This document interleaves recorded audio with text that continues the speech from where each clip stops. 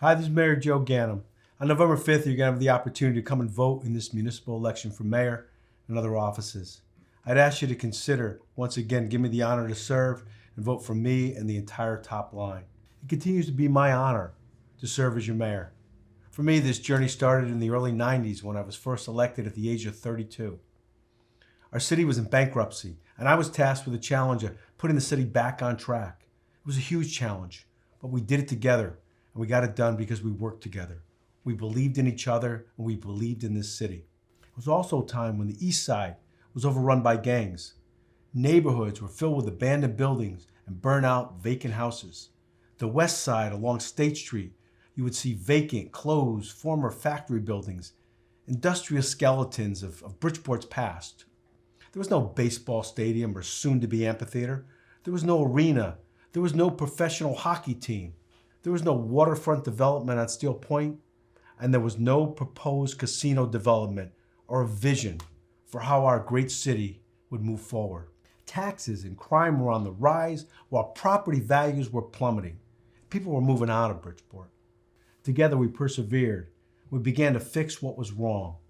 It's not easy, but soon we had our city back on track with new development downtown and the waterfront. We completed work in the South End and on the west side. We began the cleanup and stabilization of neighborhoods and kept taxes down for 10 years in a row. We put focus back on education. We began to rebuild our schools, and everyone now is able to see some of the results of that in Harding High School, in Cesar Battaglia, and Marin Elementary. In 2015, you gave me that chance at redemption. And we began our work anew. We began to restore the feeling of promise and direction with an attitude of getting things done for every single person in every neighborhood in the city of Bridgeport. And just like the first time of being elected, we began the work. We saw obstacles, huge obstacles that needed to be overcome. Budget deficits, an underfunded police department, pension funds that had been mishandled, stalled development in every part of our city. And our schools had become completely politicized and even at one point were taken over by the state due to mismanagement. So once again, we rolled up our sleeves and we went to work. We kickstarted tax-based growth to finish school projects. We added 100 police officers to our police department. We worked to clean up City Hall. And the difficult job of fixing what was wrong took time. It also was about a casino for Bridgeport's waterfront. Now, others in this race have oddly pushed for a casino elsewhere and even voted against the casino for Bridgeport.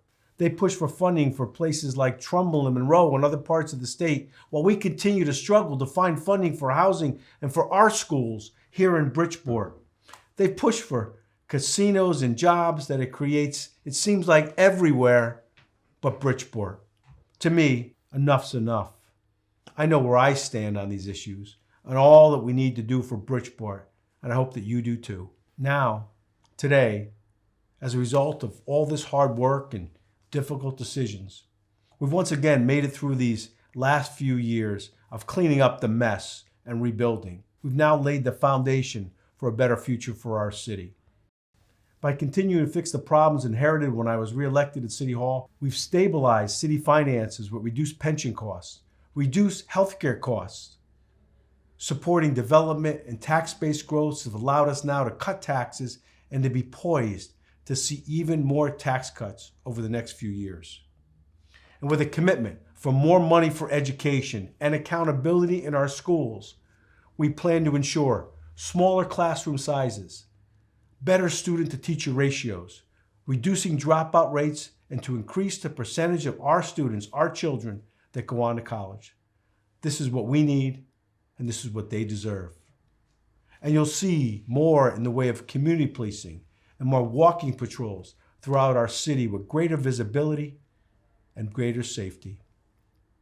And funding to enhance youth opportunities as well. More jobs and activity to support them as they grow and to become the adults and become a bigger part of Bridgeport's future. Now, others may claim they have ideas, but I haven't heard them. Others may say they have plans, but like you, I haven't seen them. It's easy, I guess, to claim that you can do better or that progress should be faster. But the truth is, as your mayor, we have cut taxes and we'll do it again. We have brought in development and we'll keep it going, especially along the waterfront and the downtown. We've got more schools that we're building, and we'll begin the process of adding more funding to education. And we'll give police officers what they need and continue to add to their ranks and begin the challenge of creating new opportunities to continue that initiative. It is, and it always has been, about Bridgeport getting back on track and continuing to move forward. Together, with our hard work, we're going to make it even better. Every citizen, for every neighborhood, because I have a vision for our city, and I'm not afraid to share it with you. Thank you. Thank you for the opportunity to speak, and look forward to earning your vote on Election Day so that we can continue to serve and make this the best city that we can. Please, November 5th, come out. I ask for your vote from me and the entire top line. I'm Joe Ganim, and I approve this message.